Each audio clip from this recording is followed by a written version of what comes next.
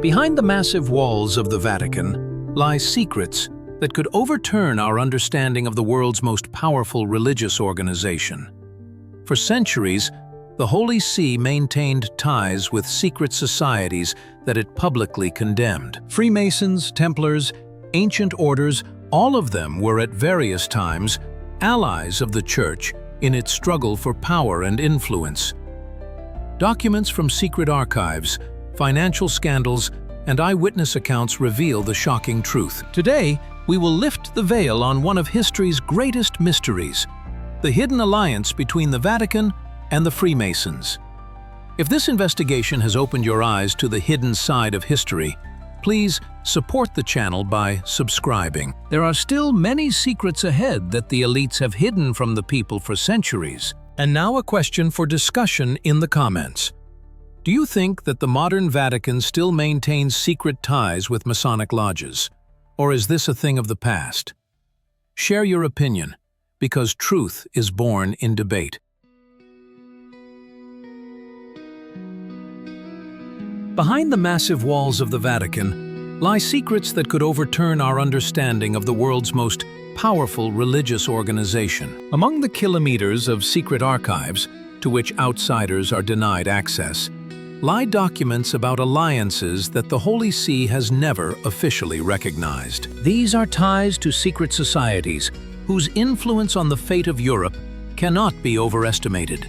The first mentions of contacts between church hierarchs and closed brotherhoods date back to the early Middle Ages. Even then, when papal power was just beginning to strengthen, groups of initiates were forming in the shadows of cathedrals and monasteries.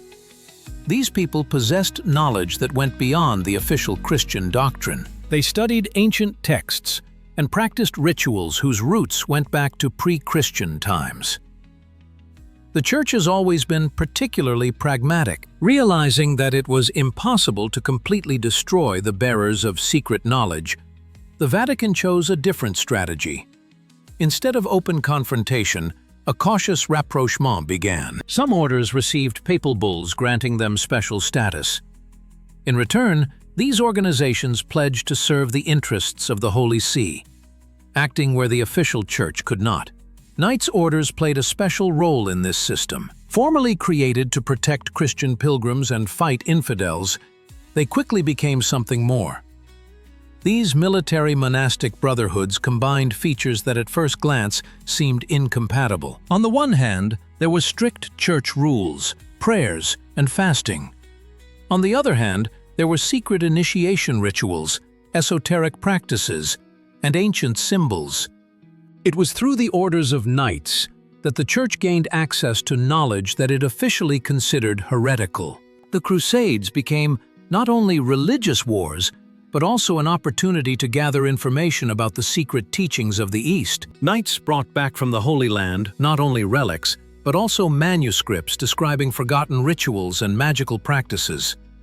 All of this was stored in church repositories, carefully catalogued and studied. The papacy understood the value of these alliances.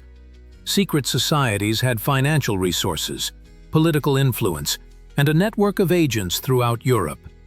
They could operate where the presence of the Church was undesirable. Through them, the Vatican influenced royal courts, financed wars, and eliminated unwelcome rulers. Officially, the Church remained on the sidelines, but behind the scenes, it was the Church that directed many political processes. Documents from the 13th century testify to the existence of special papal envoys, whose task was to maintain contact with secret orders. These people had unlimited powers and acted outside the official Church hierarchy. They met with the masters of secret societies, concluded agreements, and coordinated joint operations.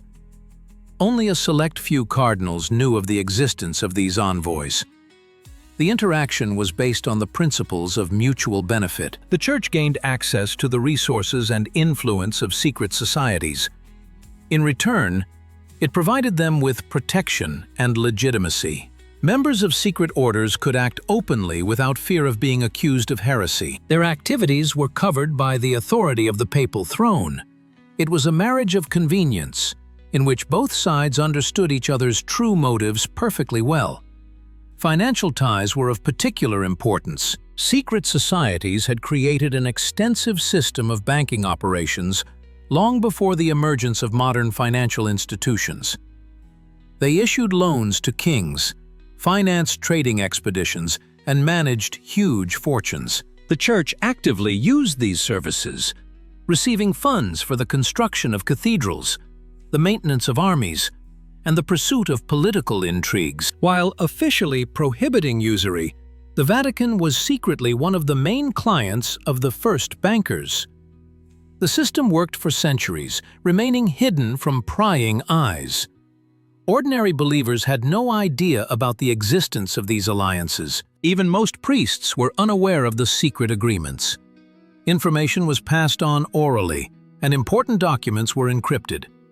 Those who accidentally learned too much mysteriously disappeared or suddenly changed their minds. The Church knew how to keep secrets, but over time it became increasingly difficult to control information. Individual pieces of evidence leaked out. Former members of the orders published exposé memoirs. During wars and revolutions, archives containing compromising documents were seized.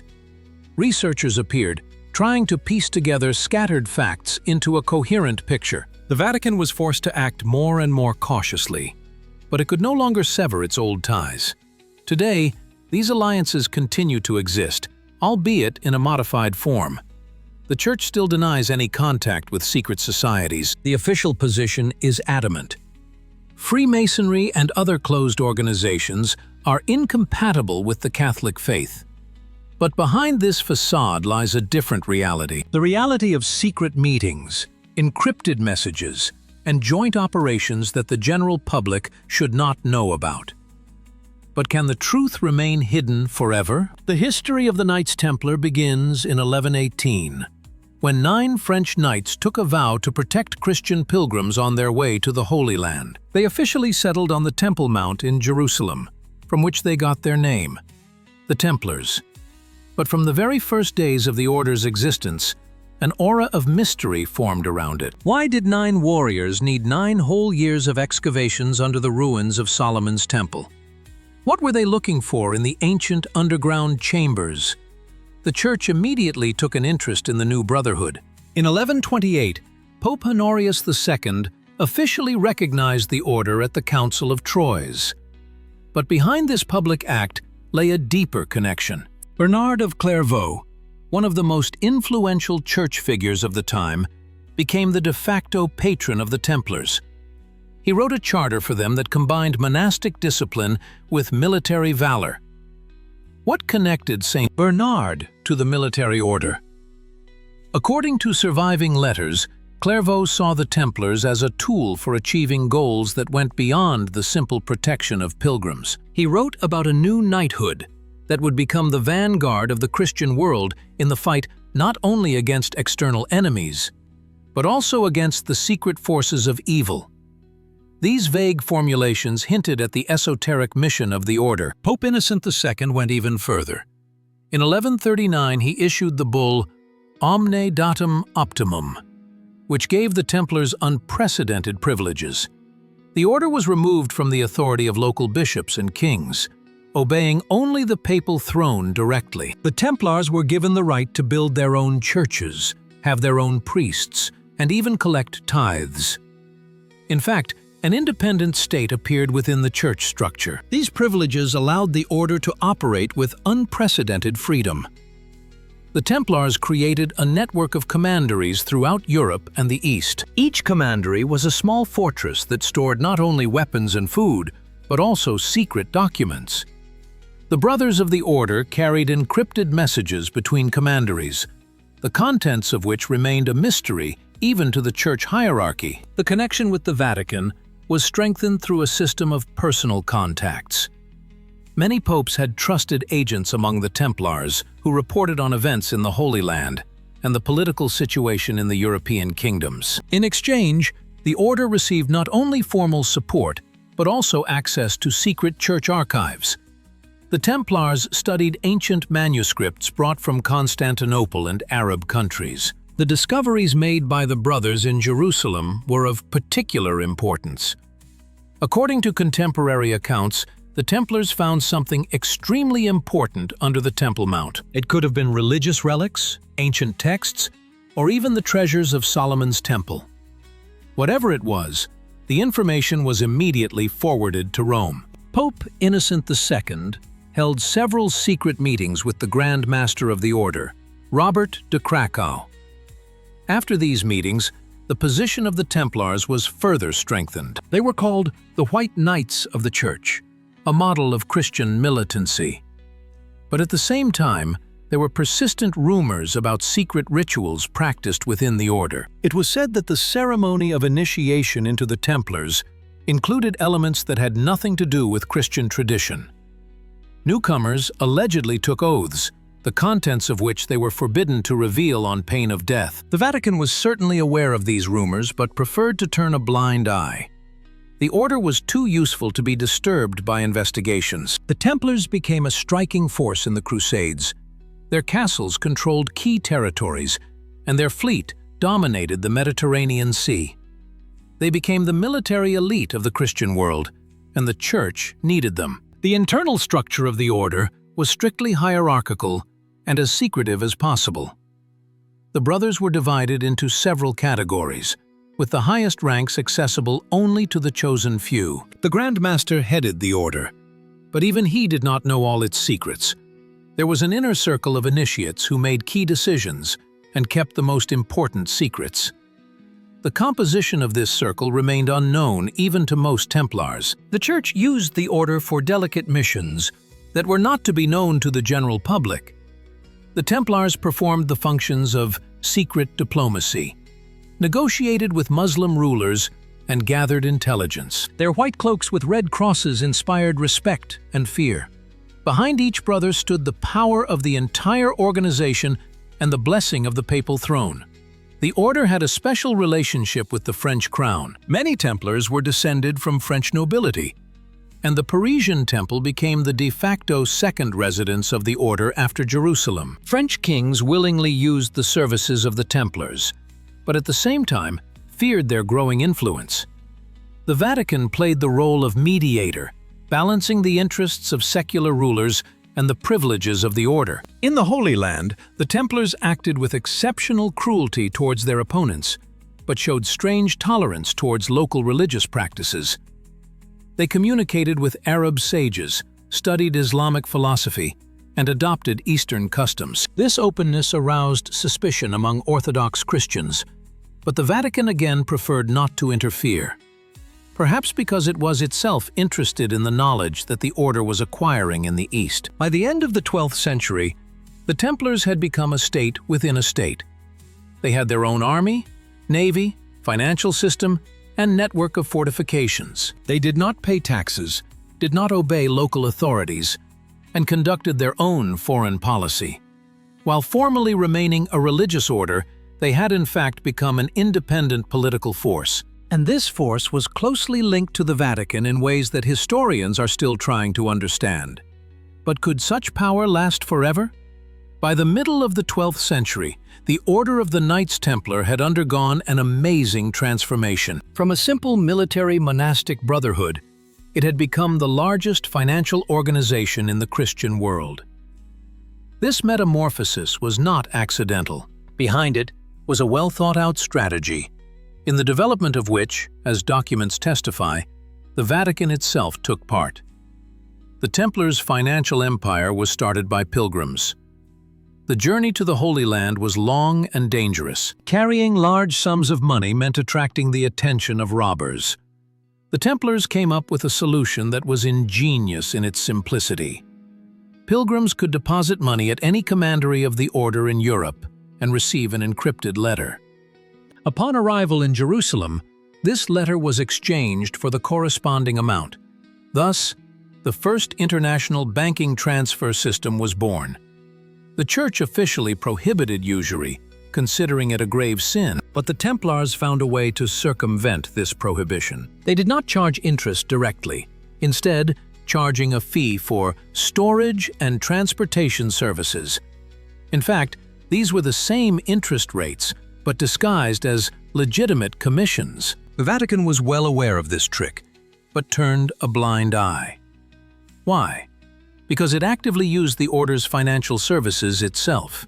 The Templar commanderies turned into banking institutions. Their basements stored enormous wealth: gold, silver, jewels, important documents. The security system was flawless: thick stone walls, iron bars, round-the-clock guarding by battle-hardened warriors. No secular ruler could provide such a level of security. Kings and nobles willingly entrusted their treasures to the Templars. But the order did not just store money. It actively invested it in profitable enterprises. The Templars financed trading expeditions, bought land, and built mills and wineries. They were the first to understand that money should work. Capital that lies idle loses its value. By investing funds, the order received a stable income that allowed it to expand its operations. A special relationship developed with the royal courts. Monarchs constantly needed money for wars, construction, and the maintenance of the court. The Templars became their main creditors. The French kings of the Capetian dynasty borrowed huge sums from the order. The English crown also regularly used the services of the Templars. In return, the rulers granted the order new lands and privileges. The Paris Temple became a kind of central bank of medieval Europe. It was there that the royal treasury of France was kept. The treasurer of the order effectively managed the finances of the entire kingdom. This gave the Templars incredible influence over politics. They could support or ruin any ruler simply by granting or refusing a loan. The Vatican was one of the Templars' biggest clients. The papal curia was constantly in need of money. Maintaining a lavish court, building basilicas, financing crusades, conducting diplomacy. All this required enormous funds. The Church collected tithes throughout Europe, but this money was often not enough.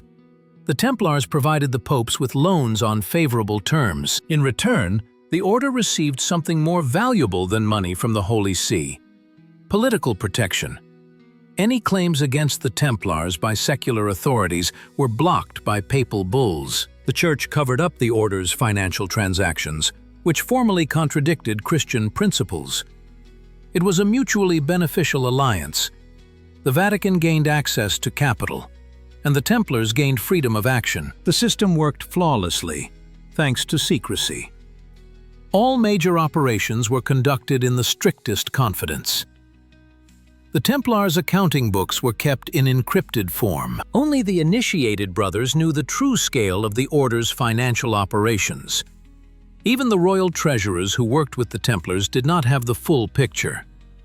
The order developed international trade. Its ships transported goods between the East and the West. The Templars traded in spices, fabrics, weapons, and slaves.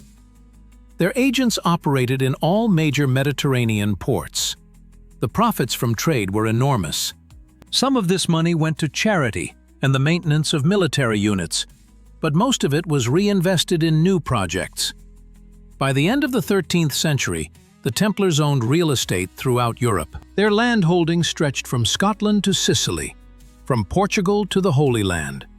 Thousands of peasants worked on these lands, providing the order with a stable income. The commanderies became thriving economic centers, around which entire cities grew. The financial power of the order could not fail to arouse envy. Secular rulers watched with concern as the Templars grew rich without paying taxes. Rumors circulated about untold treasures hidden in the cellars of the commanderies. It was said that the Templars had found King Solomon's treasures in Jerusalem and secretly brought them to Europe. It is difficult to say how true these rumors were, but there is no smoke without fire. The Vatican closely monitored the growth of the order's power. On the one hand, the Templars were reliable allies and generous creditors. On the other hand, their independence was beginning to cause concern. The order was becoming too powerful, too rich, too influential. Church circles began to talk about the need to control the Templars. But as long as they were needed, the Vatican preferred not to take decisive action. The Templars themselves felt their power and did not particularly hide their contempt for some church hierarchs. The masters of the order behaved like independent rulers, communicating with kings and popes on equal terms. This pride, fueled by untold riches, ultimately played a cruel joke on the order. Money gave them power, but power bred enemies, and these enemies were already sharpening their knives, waiting for the right moment to strike. But who could have foreseen that the denouement would come so soon and be so bloody? The morning of Friday, October 13, 1307, began as usual. In Templar commanderies throughout France, the brothers rose for morning prayer. No one suspected that this was their last day of freedom. Across the kingdom, troops of royal soldiers moved out simultaneously. The operation was planned with military precision. By dawn, almost all the Templars in France were under arrest. Behind this blow was King Philip IV the Fair. The monarch had long envied the order's wealth. The royal treasury was empty after unsuccessful wars with England and Flanders. Philip owed the Templars huge sums of money that he could not repay. Destroying the order would solve his financial problems and get rid of inconvenient creditors. But one king alone could not cope with an organization under the protection of the Pope. Philip needed the support of the Vatican, and he got it. Pope Clement V, elected largely thanks to the efforts of the French king, proved to be an obedient tool in his hands.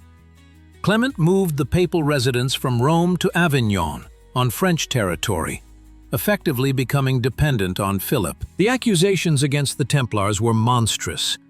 They were accused of renouncing Christ, spitting on the cross during secret ceremonies, worshipping an idol named Baphomet, sodomy, and other abominations. It was the standard set of accusations of heresy at the time. No evidence was required.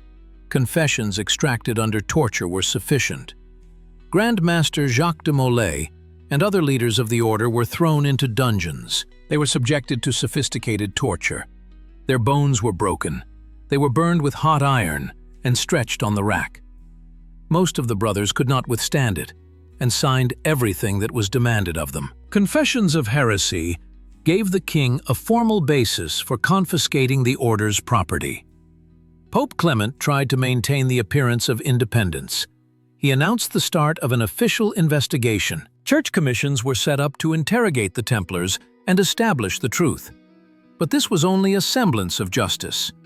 The real decisions were made in the royal palace, and the Pope merely gave them ecclesiastical legitimacy. In 1312, the Council of Vienne officially abolished the Order of the Knights Templar.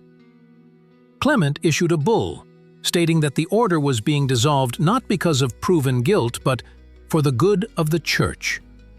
This wording was a compromise. It allowed the Templars not to be officially recognized as heretics, but at the same time destroyed the organization. The order's property was transferred to the Hospitallers, although in practice, most of it ended up in the royal treasury. On March 18, 1314, Jacques de Molay and Geoffroy de Charny were led to the scaffold. They were to be burned at the stake on the Île de la Cité in Paris. 7 years of torture broke their spirit, and they confessed to all the charges. But at the last moment, standing by the fire, the 70-year-old Jacques de Molay found the strength to renounce his forced confessions. He declared loudly that the order was innocent, and that the confessions had been extracted by torture. De Molay cursed King Philip and Pope Clement, calling on them to appear before God's court within a year. These words sounded prophetic. Clement died a month later from an unknown illness. Philip died in the same year under mysterious circumstances while hunting. Coincidence? Perhaps. But contemporaries saw this as a manifestation of the curse. However, not all Templars were captured. Many brothers, warned in advance, managed to escape.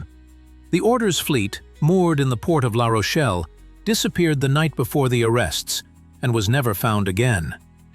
Where did the ships with the order's treasures and archives go? There are many versions, but no reliable evidence.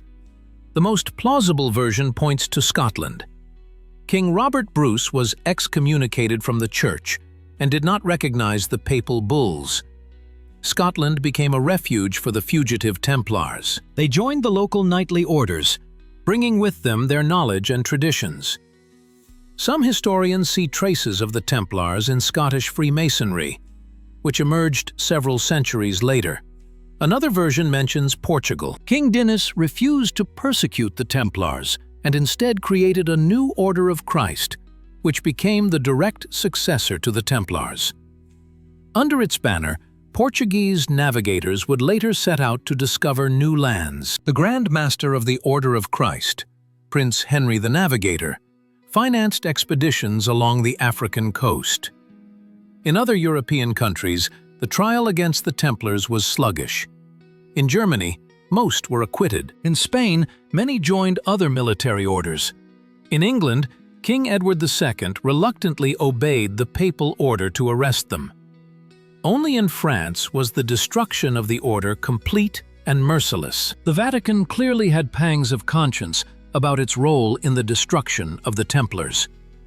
Documents related to the trial were classified and placed in the most secret sections of the archive. Even when most of the papal archives were open to researchers in the 20th century, the materials on the Templars remained inaccessible. It was not until 2007 that the Vatican declassified the Chinon parchment, which partially rehabilitated the order. The official church has still not acknowledged that the destruction of the Templars was a political act rather than a fight against heresy.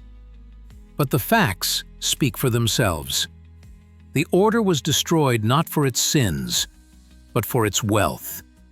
The Vatican betrayed its loyal allies for political gain. This story serves as a reminder.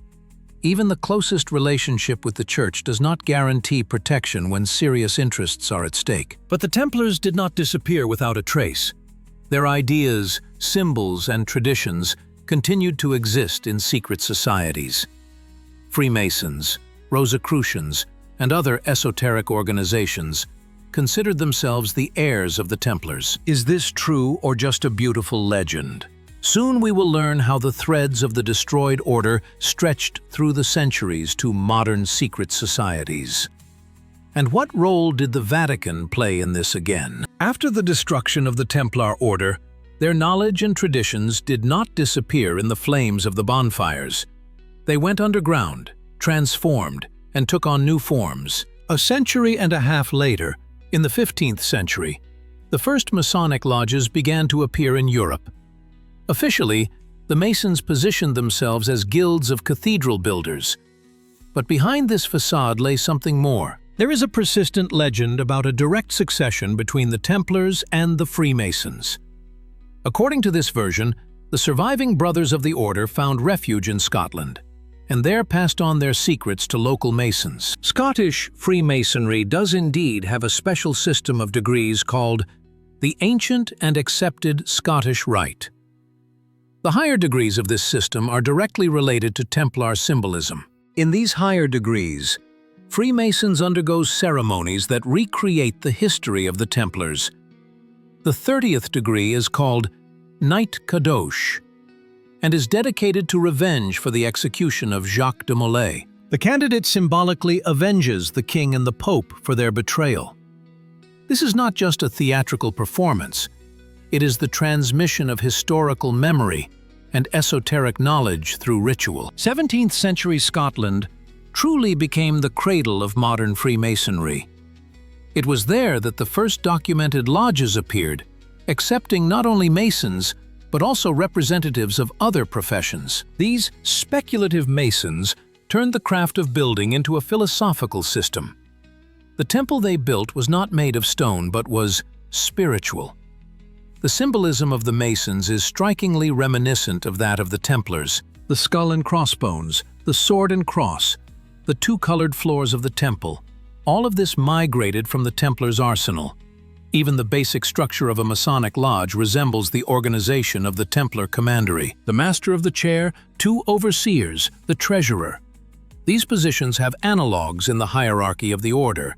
But the most important thing is esoteric knowledge. Freemasons claim to preserve ancient wisdom dating back to the builders of Solomon's temple. According to legend, It was under this temple that the Knights Templar found their main treasures. Coincidence? Or an indication of a real connection between the two organizations? In the 18th century, Freemasonry spread rapidly throughout Europe. Lodges were opened in France, Germany, and Italy. Aristocrats and intellectuals joined the Brotherhood en masse. Masonic ideas of brotherhood, equality, and enlightenment captured the imagination. In a short time, a ramified international network of lodges coordinating their activities emerged. The Church immediately sensed a threat. In 1738, Pope Clement XII issued the bull In Eminenti, condemning Freemasonry. Catholics were forbidden to join lodges under threat of excommunication. Subsequent popes repeatedly confirmed this ban. Freemasonry was declared incompatible with the Christian faith. Why did the Vatican fight so fiercely against the Freemasons? The official explanation is the incompatibility of Masonic ideas with Catholic doctrine. But many researchers see another reason. Freemasons were competitors of the Church in the struggle for influence over the elites. They created a parallel power structure that was not controlled by the Vatican. This threatened the Church's monopoly. But behind the public enmity lay a more complex reality. Despite papal prohibitions, many Catholics secretly belonged to lodges. Among them were priests, bishops, and even cardinals. They saw no contradiction between their faith and membership in the Brotherhood. Moreover, Masonic connections helped them in their church careers. The Vatican knew about this but preferred not to cause public scandals. It was dangerous to fight influential church hierarchs. This led to a paradoxical situation. Officially, the Church condemned the Freemasons, but unofficially, many of its representatives maintained ties with them.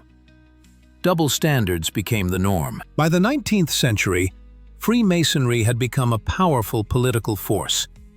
Freemasons played a key role in revolutions and national liberation movements. The French Revolution, the unification of Italy, the independence of Latin American countries. Everywhere there was a Masonic trace. The Church saw this as a threat to the traditional order and intensified its struggle. But it was impossible to completely sever ties. Freemasons and clergy belonged to the same elites, moved in the same circles, and had common interests. While publicly hostile, they continued to interact behind the scenes. This duality persists to this day. But where did such a complex game come from, and who wins in it? The 19th century was a time of open confrontation between the Vatican and Freemasonry. In 1884, Pope Leo XIII issued the encyclical Humanum Genus, which called Freemasonry the kingdom of Satan on earth. The Church accused the Brotherhood of undermining Christian foundations, spreading atheism, and destroying traditional morality. War was openly declared. The Freemasons responded just as harshly. In countries where they controlled the government, anti-clerical laws were passed. In France, the Masonic lobby achieved the separation of church and state and the confiscation of church property. In Italy, the Freemasons actively supported the unification of the country, which led to the elimination of the Papal States. Rome was captured, and the Pope declared himself a prisoner of the Vatican. But behind the public enmity, secret contacts were taking place. Documents declassified at the end of the 20th century show that even during the most acute period of conflict, channels of communication existed between the Vatican and Masonic lodges. Mediators from among the aristocracy and diplomats conveyed messages, coordinated actions, and sought compromises. Why did the warring parties need these contacts? Both organizations understood that the complete destruction of the enemy was impossible and undesirable. The Freemasons could not destroy the Church without undermining the foundations of European civilization. The Vatican could not defeat the Freemasons without unleashing a civil war among the elites. Therefore, despite all the rhetoric, both sides sought a balance. The so-called irregular Masonic lodges played a special role. Unlike regular Freemasonry, which recognized the great architect of the universe, Some lodges admitted atheists and agnostics.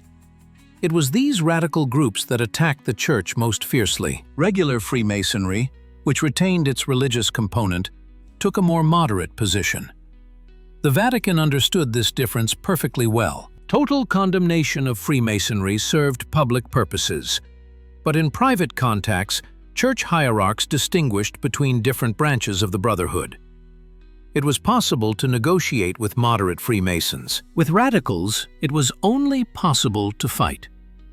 This flexibility allowed the Vatican to maneuver in a complex political game. The 20th century brought new challenges. The emergence of totalitarian regimes forced old enemies to find common ground. The Nazis persecuted both the Church and the Freemasons. The Communists destroyed religion and closed lodges. In the face of a common threat, former enemies began a cautious rapprochement. This was not publicized, but the fact remains. After World War II, the Cold War era began. The Vatican and Western Freemasonry found themselves on the same side of the barricades in the confrontation with communism. The CIA, many of whose leaders were Freemasons, actively cooperated with the Catholic Church in the fight against the USSR. Money, intelligence, political influence. All of this flowed through channels connecting the Vatican and Masonic structures. Officially, the Church continued to condemn Freemasonry. The 1918 Code of Canon Law contained automatic excommunication for Catholic Freemasons. But in practice, this law was applied selectively. Influential politicians and businessmen who were members of both the Church and lodges were not persecuted. Dual membership became the norm for certain circles of the elite. The Vatican Council of the 1960s brought about changes. The Church began a dialogue with the modern world. In this context, the attitude towards Freemasonry also became more nuanced. In 1983, the new Code of Canon Law removed any direct mention of Freemasonry. Excommunication threatened those who join organizations acting against the Church. But Freemasons were not directly named. This wording opened a loophole. A Catholic could claim that his lodge did not act against the Church and formally did not violate canon law. The Congregation for the Doctrine of the Faith clarified that membership in Freemasonry remains a grave sin. But in practice, a period of uncertainty began. Church hierarchs interpreted the rules differently.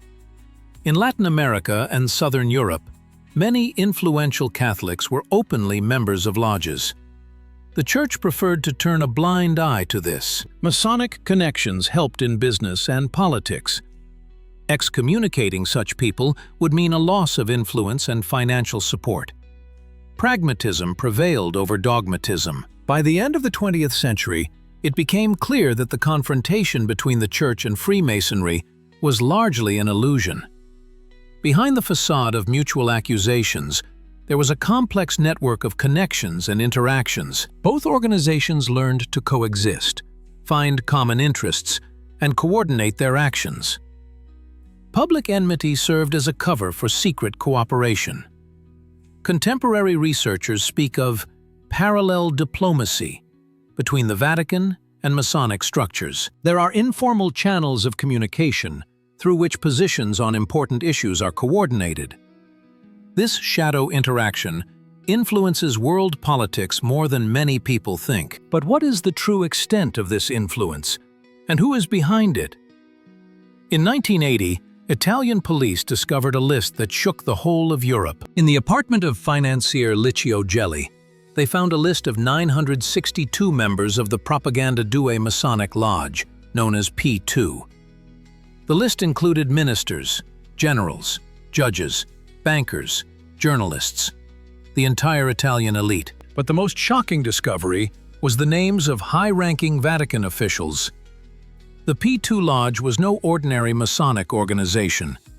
It operated in secret, even from other Masons. The Grand Orient of Italy, the country's main Masonic structure, did not recognize P2 and called it a deviant lodge. Gelli created a closed club for the most influential people in the country. Membership gave access to insider information, political connections, and financial schemes. The P2 list included several priests and church officials. Among them was Archbishop Paolo Marcinus, head of the Vatican Bank. This institution, officially called the Institute for Religious Works, managed the finances of the Holy See. Marcinus turned the bank into a machine for laundering mafia money and financing dubious operations. Marcinucci's connection to P2 opened Pandora's box. It turned out that the Vatican Bank worked closely with banker Roberto Calvi, also a member of the lodge. Calvi headed Banco Ambrosiano, which conducted dubious transactions worth billions of lire. The money flowed through offshore accounts, fictitious companies, and front funds. The Vatican Bank was an important link in this chain. In June 1982, Calvi was found hanged under Blackfriars Bridge in London. Officially, it was ruled a suicide, but many details pointed to murder. In his pockets were bricks, symbolizing the Masonic punishment for betrayal. Calvi's dead body was positioned in the same way as a hanged man in Masonic rituals. It was a message. Banco Ambrosiano collapsed, leaving a hole of $1.5 billion. The Vatican Bank was formally innocent, but its involvement was obvious. After an international scandal, the Vatican agreed to pay $250 million as a gesture of goodwill. Without admitting legal responsibility, Marcinus avoided trial thanks to diplomatic immunity. The investigation revealed that Masonic ties permeated the Vatican's financial structures. Members of P2 held key positions in banks serving the Holy See. They used church accounts to transfer illegal money. The Vatican had become a laundry for the mafia, illegal political funds, and intelligence operations. Pope John Paul II was shocked by the revelations. He set up a commission of cardinals to investigate Masonic infiltration of church structures. The commission worked in strict secrecy. Its report was never published in full. All that is known is that it contained the names of more than 100 church officials linked to Freemasonry. But no real purges ever took place. Marcinus was quietly dismissed and took refuge in the United States, where he lived to the age of 94 without ever standing trial. Other figures involved in the scandal remained in their posts or received new appointments. The Vatican preferred to hush up the matter, fearing even greater revelations. The P2 scandal revealed the scale of the problem. Masonic influence in the Vatican was not a random phenomenon, but a systemic characteristic. The lodges had penetrated the very heart of the church bureaucracy. Members of secret societies controlled financial flows, personnel decisions, and political contacts. They formed a state within the Vatican. Journalists investigating the case faced obstacles and threats. Some died under mysterious circumstances. Mino Pecorelli, the publisher who released the P2 list, was shot dead on a Roman street. His murder remains unsolved. Those who knew too much about the Vatican's Masonic connections risked their lives.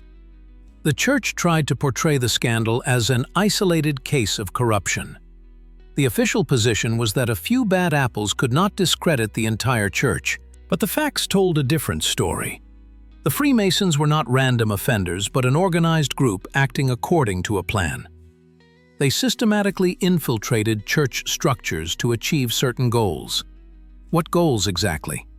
The question remains open. Some believe that the Freemasons wanted to control the Church from within and direct its policies. Others see financial interests in this, access to the Vatican's vast resources. Still others speak of deeper esoteric motives related to the struggle for sacred power. The truth probably includes all these elements. After the scandal, the Vatican tightened its financial control rules. Measures were taken to combat money laundering. The Vatican Bank was reformed, introducing transparency in its operations. But this did not solve the Masonic problem. Secret societies continue to exist within church structures, only they operate more cautiously. And how many more secrets are hidden in the Vatican's basements? Behind the public accusations and scandals lies a little-known fact. Freemasonry and Catholicism have a striking amount in common in their ritual practices. Both systems use symbolic language, complex ceremonies, and step-by-step initiation. This similarity is not accidental. It points to common roots that go back to ancient times. A Masonic lodge is organized according to the principle of a temple. Its space is divided into eastern and western parts, as in a Christian church. The master of the chair sits in the east, where the sun rises, a symbol of light and knowledge. Two overseers are located in the south and west, forming a triangle of power. This geometry of sacred space dates back to the architecture of Solomon's temple. The Catholic Church uses the same symbolism. The altar is located in the east, the priest faces east, and the congregation prays in the direction of the light. Basilicas were built according to strict geometric canons, where each element had symbolic meaning. Cathedral architects possessed secret knowledge of sacred geometry, which later passed to the Freemasons. Freemasonry initiation rituals are strikingly similar to Christian sacraments. The candidate undergoes symbolic death and rebirth. He is stripped of metal objects, blindfolded, and led through trials in darkness. This is an allegory of the spiritual path from ignorance to enlightenment. Catholic baptism is also the death of the old man and the birth of the new in Christ. The 3 degrees of basic Freemasonry, apprentice, fellow craft, and master mason, correspond to the 3 stages of the Christian path: purification, enlightenment, and union with God. This triad has been described by mystics throughout the ages. Dionysius the Areopagite in the 5th century, Bonaventure in the 13th, John of the Cross in the 16th. All spoke of the 3 stages of spiritual ascent. The symbolism of the cross occupies a central place in both traditions. For Christians, the cross is an instrument of salvation and a symbol of Christ's sacrifice. For Freemasons, the cross is the intersection of the vertical and horizontal, a symbol of the unity of spirit and matter. The Masonic cross is often complemented by a rose in the center, forming the symbol of the Rosicrucians. The rose is divine love, the cross is sacrifice. The concept of the great architect of the universe in Freemasonry directly refers to the Christian God, the Creator. This is not an abstract principle, but a personal God who created the world according to his plan. Masonic rituals begin with the invocation of the architect's name, which is parallel to the Christian prayer, "In the name of the Father." The differences are more terminological than essential. The use of the Bible in Masonic lodges is another evidence of the connection. The Holy Scriptures lie on the altar of the lodge, open at certain pages. Oaths are taken on the Bible. Masonic legends are based on biblical stories. The story of Hiram Abiff, the central legend of Freemasonry, is taken from the Book of Kings, which describes the construction of Solomon's temple. The hierarchical structure of both organizations also has parallels. In the Church, there are lay people, priests, bishops, cardinals, and the Pope. In Freemasonry, there are apprentices, masters, lodge officers, and Grand Masters. Both systems are based on gradual ascension through the degrees of initiation. Each level opens access to new knowledge and powers. The symbol of the all-seeing eye, depicted in a triangle, is used by both Freemasons and Catholics. For the Church, it is the eye of divine providence watching over the world. For Freemasons, it is the eye of the great architect watching over the work of the builders. This ancient symbol dates back to the Egyptian eye of Horus, indicating common esoteric roots. The number 3 has sacred significance in both traditions. The Holy Trinity in Christianity, the 3 great lights in Freemasonry, the 3 principal officers of the lodge, the 3 degrees of initiation. This is no coincidence. The Trinity is a universal symbol of perfection, found in all esoteric teachings. It symbolizes the unity of opposites through a 3rd reconciling element.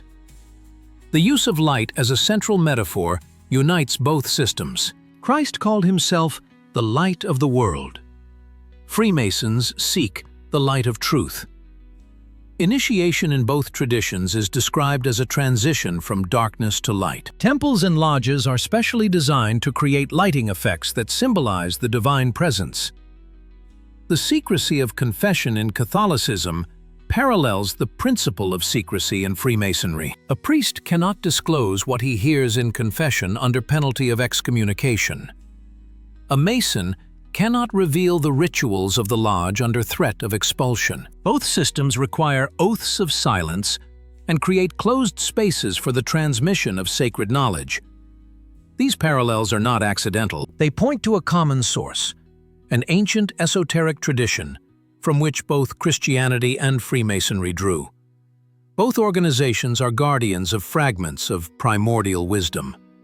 Their enmity is only superficial. Deeper lies a common heritage, known to only a few initiates.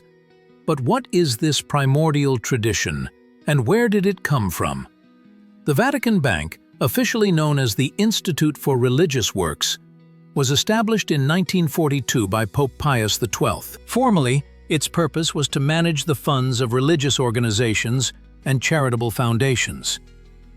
But from the very beginning, the bank became a tool for operations far removed from pious goals. And Masonic connections played a key role in this. The Vatican's unique status as an independent state gave the bank enormous advantages. It was not subject to Italian or international financial regulators. Bank secrecy was protected not only by commercial rules, but also by religious confidentiality. This made the Institute for Religious Works an ideal place for dubious operations. In the 1950s and 1960s, huge sums of American money intended to fight communism in Europe passed through the Vatican Bank. The CIA used the bank as a channel for financing anti-communist parties and trade unions in Italy. The operations were led by people associated with Masonic structures on both sides of the Atlantic. Archbishop Marcinkus, who headed the bank in the 1970s, turned it into a center for international financial fraud. Money from the Italian mafia, Latin American drug cartels, and corrupt politicians was laundered through the Vatican. Marcinkus worked closely with members of the P2 Masonic Lodge, who controlled Italy's largest private banks. The scheme was simple and effective. Criminal money was deposited into accounts at Banco Ambrosiano or other banks associated with P2. From there, it was transferred to the Vatican Bank under the guise of donations or investments.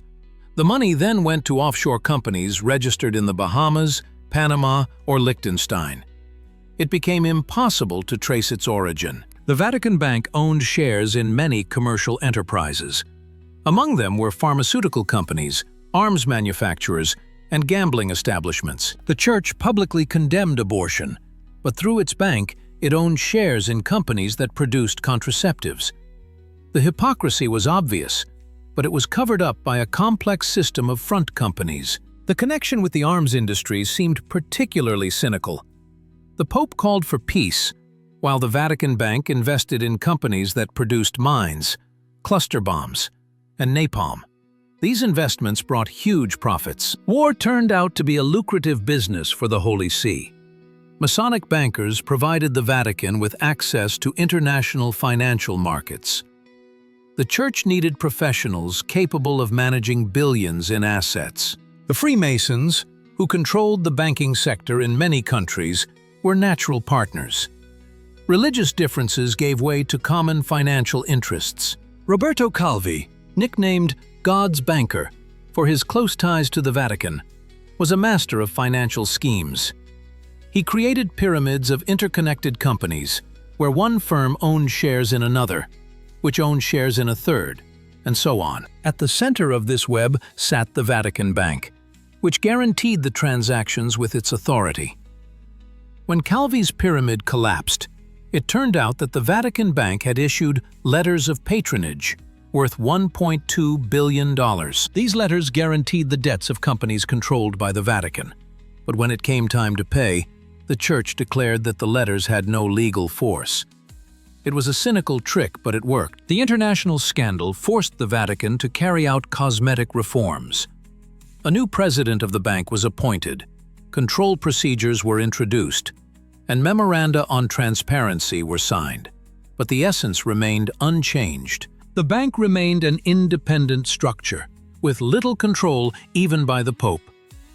Real power remained in the hands of the same people. In 2010, the Italian authorities launched an investigation into suspicious transactions by the Vatican Bank. 23 million euros were frozen in accounts. The investigation found signs of money laundering. The Vatican protested, citing sovereignty. Pressure from the international community forced the Church to make concessions. In 2013, Pope Francis created a special commission to reform the Vatican's finances. For the first time in history, the Church acknowledged the existence of serious problems. Suspicious employees were dismissed, rules were tightened, and international auditors were brought in. It seemed that a new era was beginning, but old ties proved stronger than reforms. The people who had controlled Vatican finances for decades were not going to leave without a fight. They possessed compromising information on the highest church hierarchs. Attempts at investigation were met with a wall of silence. Witnesses changed their testimony. Documents disappeared. Cases were closed. Masonic networks in the financial sector continued to operate. Bankers associated with lodges continued to serve the Vatican Bank. Money flowed through proven channels. Company names and names on documents changed, but the schemes remained the same. The reforms were more a declaration of intent than real change. How much money actually passes through the Vatican Bank? The exact figures are unknown. Assets are estimated to range from $6 to $15 billion, but these are only official figures. The real scale of operations may be significantly larger.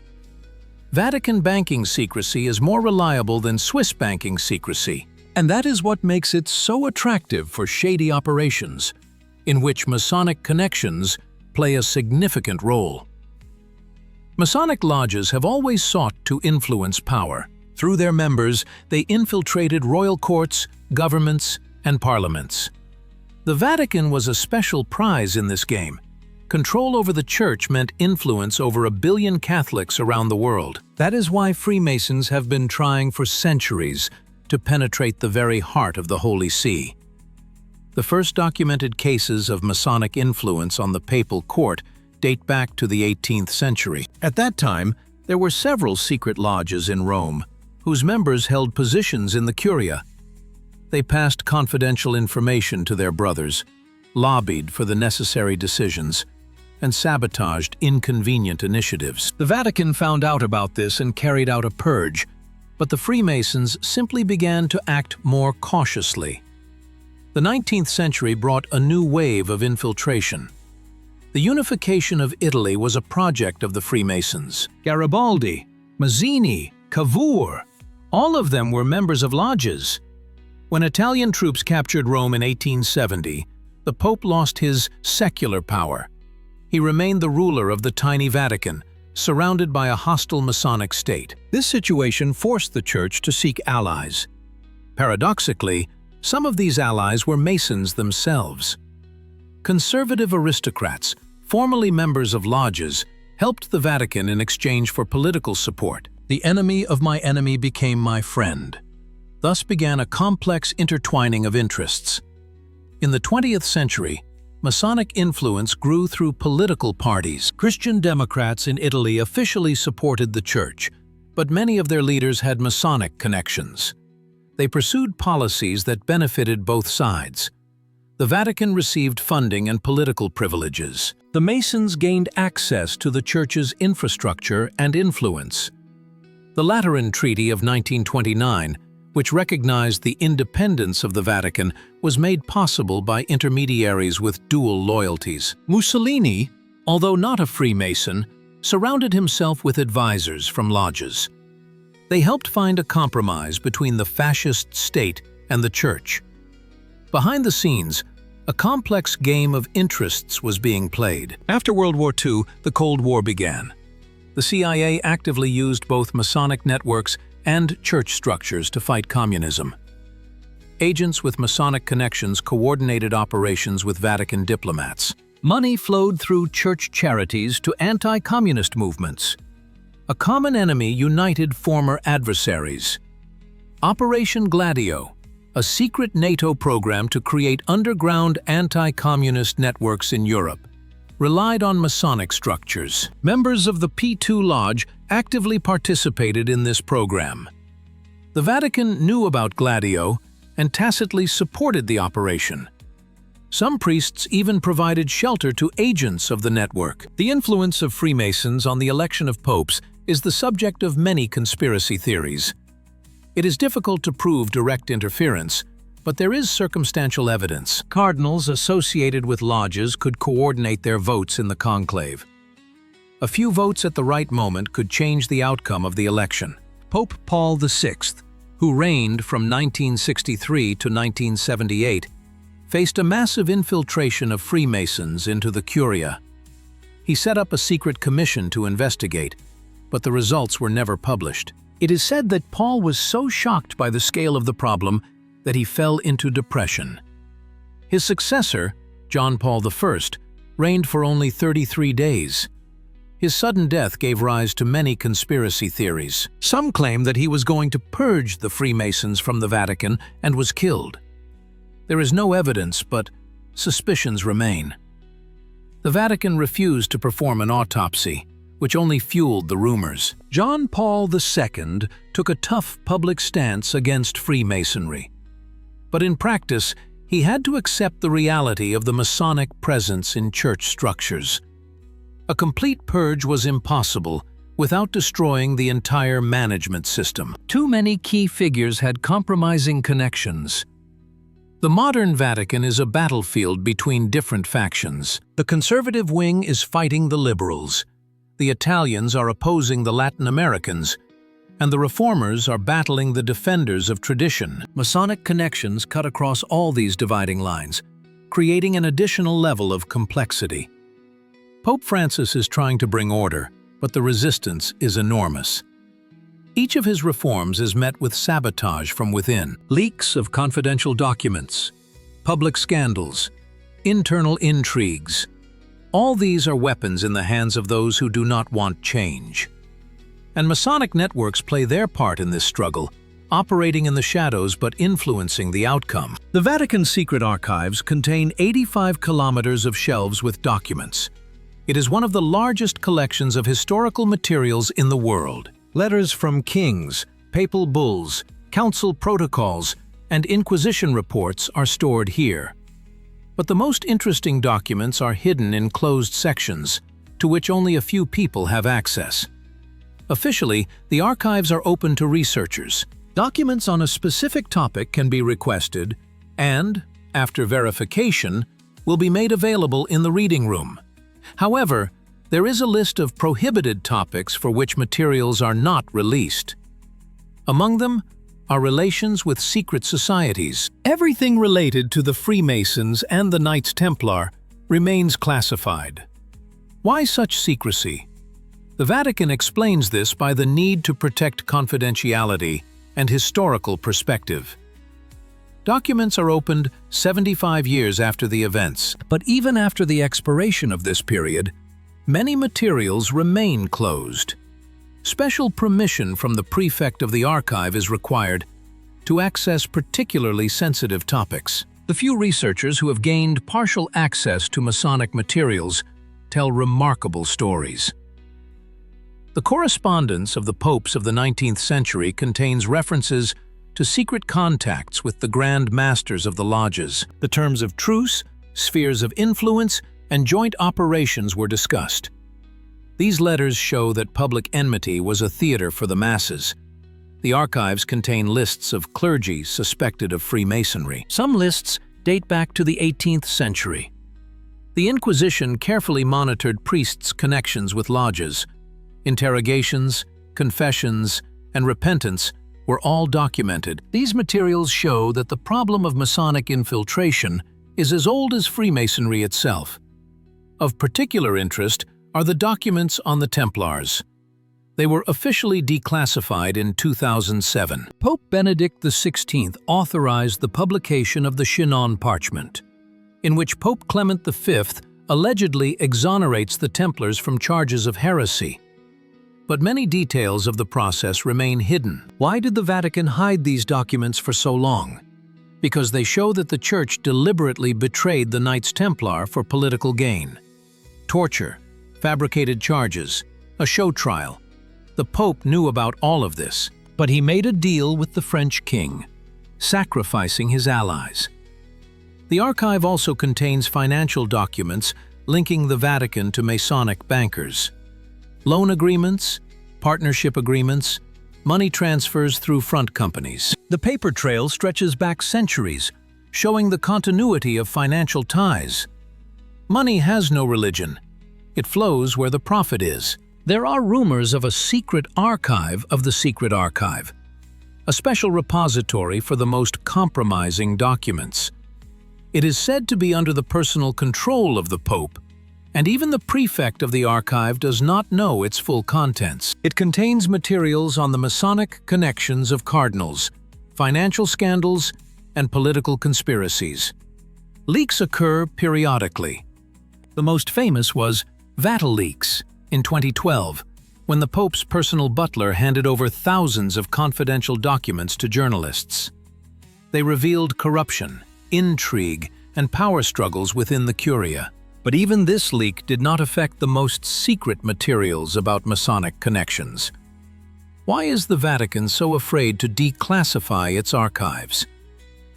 Because the truth would destroy the carefully crafted image of the Church. It would reveal that the Holy See had collaborated for centuries with those it publicly condemned, that the Church's finances are linked to criminal networks, that many cardinals served two masters, God and the great architect of the universe. Modern technology creates new risks for those who keep secrets. The digitization of archives means that documents can be copied and distributed instantly. One insider with a flash drive can make public materials that have been hidden for centuries. The Vatican has tightened security measures, but there is no such thing as absolute protection. Historians are demanding full openness of the archives. They point out that the past belongs to all of humanity, not to a private organization. The Vatican objects, citing sovereignty and confidentiality. No compromise has yet been found. Thousands of kilometers of shelves hold secrets that could change our understanding of history. What is really hidden in the Vatican's basements? Documentary evidence of an alliance with the Freemasons, evidence of Templar treasures, compromising information on church hierarchs, or something even more shocking. Until we have access to the secret sections, we can only guess. But sooner or later, the truth will come out. The 21st century has brought new forms of old alliances. Freemasonry has transformed itself, adapting to the digital age. Traditional lodges have been supplemented by virtual networks. Social media has become a tool for coordination. But the essence remains the same: an elite club for mutual aid and influence. Contemporary research shows that Masonic ties in the Vatican have not disappeared. They have simply become less visible. After the scandals of the 1980s, the brothers learned to be more secretive. No membership lists, no formal structures, only informal networks of trust and mutual support. Opus Dei, a Catholic organization founded in the 1930s, is often accused of using Masonic methods. A strict hierarchy, secret initiation rituals, mutual assistance between members, influence among the elites. Formally, Opus Dei condemns Freemasonry, but structurally, it is very similar to it. Perhaps this is the Catholic response to the Masonic challenge. Another influential group is the Order of Malta. This ancient knightly order is formally independent of the Vatican, but closely associated with it. Its members include aristocrats, politicians, and businessmen. Many are also members of Masonic lodges. The Order of Malta has become a bridge between the Church and Freemasonry. Legia Ecclesia is the name given to an informal group of clergymen with Masonic sympathies. It is not an organized structure, but rather a network of like-minded people. They occupy key positions in the Curia, coordinate policy, and defend common interests. Their influence on church policy is enormous. Pope Francis is trying to fight these groups. He is carrying out reforms, changing appointments, and destroying old clan ties. But the resistance is strong. His every move is met with opposition. Conservative cardinals openly criticize the Pope, which was unthinkable before. Many see this confrontation as a struggle between Masonic and anti-Masonic camps within the Church. Francis represents the traditional Catholic line against secret societies. His opponents are possibly linked to Masonic networks. This explains the ferocity of the attacks and the unwillingness to compromise. Francis's banking reforms met with particularly strong resistance. Attempts to bring transparency to finances were met with sabotage. Auditors appointed by the Pope found numerous violations, but those responsible were rarely punished. The system protected its own. In 2017, Cardinal George Pell, appointed by Francis to carry out financial reforms, was accused of sexual crimes in Australia. Many saw this as an attempt to remove an inconvenient reformer. The charges were later dropped, but Pell did not return to the reforms. Modern Freemasons actively use the internet for coordination. Closed forums, encrypted chats, social networks with membership verification. Technology allows them to maintain connections around the world. Catholics with Masonic sympathies can communicate discreetly and coordinate their actions. Vatican intelligence monitors these networks. Created in 2019, the Secretariat for the Economy has a department dedicated to internal security. It monitors suspicious contacts, financial flows, and informal groups. But the effectiveness of this work is questionable. The younger generation of priests is less susceptible to Masonic influence. Seminaries have stepped up ideological training, warning of the incompatibility of Freemasonry and Catholicism. But the old guard in the Curia remains in place. The generational change will take decades. The geopolitical situation creates new opportunities for old alliances. Confrontation with China, conflicts in the Middle East, the migration crisis. All these challenges require coordination between different centers of influence. The Vatican and Masonic structures sometimes find themselves on the same side of the barricades. The future of these relations is unclear. There are three possible scenarios. The first is a complete break and open confrontation. The second is official reconciliation and legalization of relations. The third is the preservation of the current status quo with secret contacts behind a facade of public hostility. The third scenario seems the most likely. St. Peter's Basilica, the greatest temple of the Christian world, is full of mysterious symbols.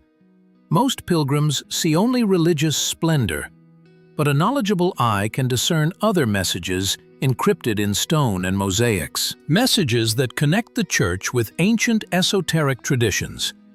The square in front of the cathedral was designed by Gian Lorenzo Bernini in the 17th century. Two semicircular colonnades symbolize the embrace of the church, but esotericists see a different meaning here. The shape of the square resembles a keyhole, and the Egyptian obelisk in the center is the key. This is a hint at secret knowledge available to the initiated. The obelisk itself was brought from Egypt by Emperor Caligula in the year 37. It stood in Nero's circus, where, according to legend, St. Peter was crucified.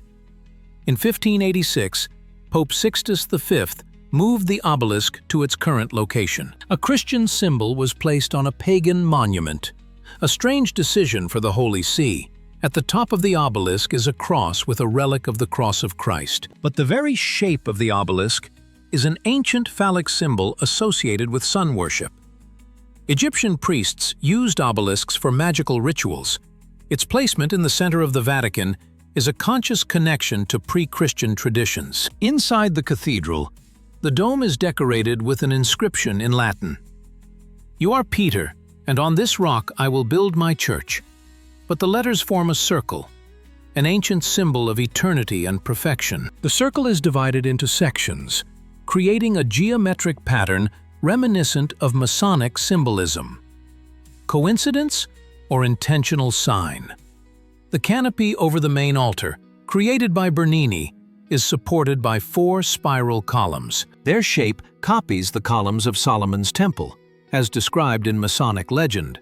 These twisted columns are one of the most important symbols in Masonic iconography.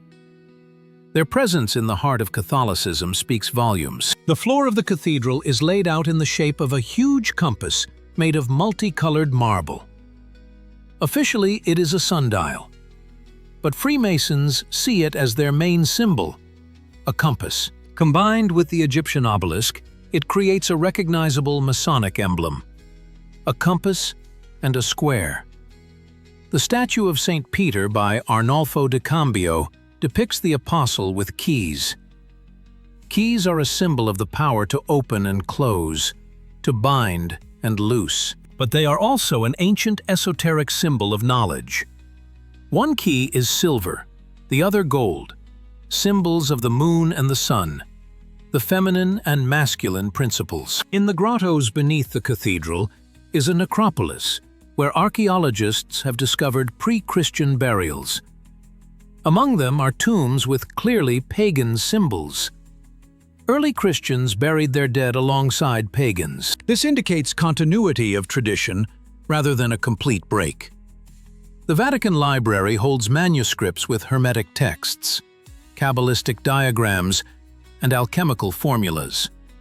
The popes of the Renaissance were fascinated by ancient wisdom. They collected esoteric knowledge, seeing no contradiction with Christianity. This tradition lives on in the symbolism of the Vatican. The Sistine Chapel with Michelangelo's frescoes is a separate topic. The ceiling depicts the creation of the world, but the composition contains Kabbalistic elements. The figures are arranged according to the structure of the Tree of Life. Michelangelo himself was interested in esotericism and could have encrypted secret teachings in the paintings. The image of God creating Adam became an icon of the Renaissance, but researchers have noticed that the red cloth surrounding God exactly repeats the shape of the human brain. Michelangelo, who studied anatomy, may have been hinting that God created man in the image of the mind, and not literally in physical likeness. The Vatican Library has a copy of the Emerald Tablet of Hermes Trismegistus, the main text of Hermeticism. This tradition influenced the development of European esotericism, including Freemasonry. The fact that such texts are kept in the Vatican shows that the Church did not reject ancient knowledge, but studied it. Vatican architects used the principles of sacred geometry. The proportions of the buildings are based on the golden ratio and other mathematical ratios, which were attributed mystical significance. The same principles are used by Freemasons in the design of their temples. The common source is the architectural traditions of antiquity. The symbolism of the Vatican is a palimpsest, where Christian images are superimposed on more ancient layers. The Church did not destroy the pagan heritage, but reinterpreted it. This continuity links Catholicism with the esoteric traditions that have been preserved in Freemasonry. Opponents on the surface, they share a common symbolic language. Not everyone in the Vatican agrees with the policy of secret compromises. Within the Church, there is a conservative wing that advocates a complete break with Freemasonry. These people see secret societies as a threat to Christian civilization. They demand open struggle, not backroom deals. Archbishop Marcel Lefebvre was one of the main critics of the liberalization of the Church. In the 1970s, he accused the Vatican of betraying traditions. Lefebvre claimed that Freemasons had infiltrated the highest levels of the Church hierarchy and were steering policy in a direction that suited them. For this, he was excommunicated, but many priests supported the archbishop. The Society of St. Pius X, founded by Lefebvre, continues his line of thought. They conduct traditional masses in Latin, reject modernism, and fight against Masonic influence. Although they have formally reconciled with the Vatican, tensions remain. Traditionalists do not trust reformists, seeing them as accomplices of Freemasons. Pope Benedict XVI, a conservative by conviction, tried to find a balance. He recognized the problem of Masonic infiltration, but acted cautiously. Benedict understood that sudden movements could split the Church. His unexpected resignation in 2013 gave rise to many conspiracy theories. Some believe that Benedict was forced to leave by forces that did not want a serious fight with the Freemasons. On the eve of his resignation, he received a report from 3 cardinals on corruption in the Curia. The contents of the report remain secret, but leaks point to Masonic ties among high-ranking prelates. Perhaps the pressure became unbearable. Pope Francis represents the liberal wing of the Church. He focuses on social issues, reforms, and openness to the world. He takes a pragmatic approach to the issue of Freemasonry. Francis condemns secret societies rhetorically, but in practice prefers dialogue to confrontation. This disappoints traditionalists. Cardinal Raymond Burke, one of the leaders of the conservative wing, openly criticizes the Pope. He accuses Francis of condoning modernism and not being firm enough against Freemasons. Burke demands purges in the Curia, a ban on any contact with lodges, and a return to the strict anti-Masonic decrees of the past. Behind this confrontation lies a struggle for the future of the Church. Conservatives want to restore traditional Catholicism, free from liberal and esoteric influences. Liberals seek to adapt the Church to modern times, which requires compromise. The Masonic question has become a symbol of this conflict. Periodically, leaks occur that reveal the scale of the problem. In 2015, an Italian newspaper published a list of 34 cardinals and bishops allegedly associated with Masonic lodges. The Vatican declared the publication to be slander, but did not refute the specific names. The silence looked like an admission. Some priests are forming informal groups to combat Masonic influence. They collect evidence, publish exposés, and demand investigations. This grassroots activity worries the leadership. The official Vatican calls for restraint, fearing a schism. The conflict is intensifying against the backdrop of a general crisis in the Church. Scandals involving pedophilia, declining church attendance, and the secularization of society are all weakening the position of Catholicism. In such a situation, internal strife is particularly dangerous. The Church risks splitting into rival factions.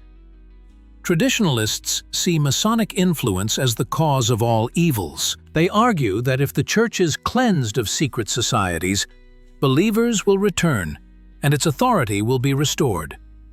Liberals object that the problem is not the Masons, but the inability to adapt to modernity. The truth probably lies somewhere in between. The question of Freemasonry has become a litmus test of Church policy. Your position on it determines whether you are a conservative or a liberal, a traditionalist or a modernist. This is a simplification, but it works. In the complex politics of the Church, clear markers of identity are needed. The future depends on who wins this struggle. If the conservatives prevail, the Vatican may sever all ties with Freemasonry and return to open confrontation. If the liberals retain control, the status quo will continue. But there is also a third option: a split in the Church into traditionalist and reformist branches. The ties between the Vatican and secret societies continue to evolve. Globalization creates new opportunities for coordination. International organizations, economic forums, and non-governmental structures are all platforms where the interests of the Church and Freemasons intersect. Old alliances are taking on new forms. The concept of a New World Order is often associated with Masonic plans. The idea of global governance, a single currency, and the erosion of national borders is an agenda promoted by influential lodges. The Vatican publicly advocates international cooperation. Is this coincidence? Or is it the result of coordination? Pope Francis actively promotes the idea of universal brotherhood. His encyclical Fratelli Tutti calls for overcoming religious divisions. Francis meets with leaders of other faiths, signs joint declarations, and speaks of a single humanity. These ideas are close to Masonic principles of universalism. The ecumenical movement, which unites Christian churches, has a strong Masonic influence. Many of its leaders are associated with lodges. The goal of ecumenism is to overcome dogmatic differences for the sake of practical cooperation. This coincides with the Masonic idea of religion without rigid doctrines, based on common ethical principles. The Vatican is actively involved in the climate agenda. Pope Francis's encyclical Laudato Si has become a manifesto for the environmental movement. Interestingly, the same ideas are promoted by influential Masonic lodges. The fight against global warming, sustainable development, and the green economy are common priorities for both sides. The financial system of the future is another area of overlapping interests. Digital currencies, blockchain, global payment systems, all of this is changing the global economy. The Vatican monitors these processes through its financial structures. Freemasons, who control the banking sector, are shaping new rules of the game. Artificial intelligence and biotechnology raise ethical questions. The Church is trying to maintain its influence in this area by formulating moral boundaries for new technologies. But the real decisions are made by corporations and governments, where Masonic influence is strong. Dialogue is inevitable, and it is already taking place behind closed doors. The migration crisis has divided the Church and society. The Vatican calls for open borders and the acceptance of refugees. This position coincides with the interests of globalist circles associated with Freemasonry. Critics accuse the Pope of serving a foreign agenda. Supporters see it as a Christian duty to help those in need. The COVID pandemic has demonstrated the ability for global coordination. The Vatican supported restrictive measures, closed churches, and called for vaccination. This position sparked protests from traditionalists. They saw it as submission to the globalist agenda, promoted by the same forces behind the Masonic lodges. Digital identification and social credit are projects that are being actively promoted in some countries. The Vatican is cautious in its statements, calling for the protection of privacy. But at the same time, the Church does not oppose the principle of digital control. This is a balancing act between principles and the reality of global trends. Transhumanism, the ideology of improving humans through technology, challenges traditional anthropology. The Church must define its position on genetic engineering, cyborgization, and life extension. Masonic circles actively support transhumanist projects. Will there be a compromise or a rupture? Space expansion raises new questions. If humanity colonizes other planets, how will this affect religion? Will extraterrestrial settlements be subject to earthly church structures? Freemasons are already preparing for this by creating space lodges.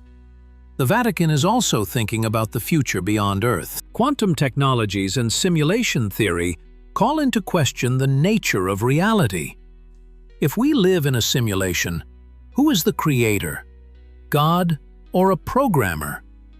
These philosophical questions require new theological answers.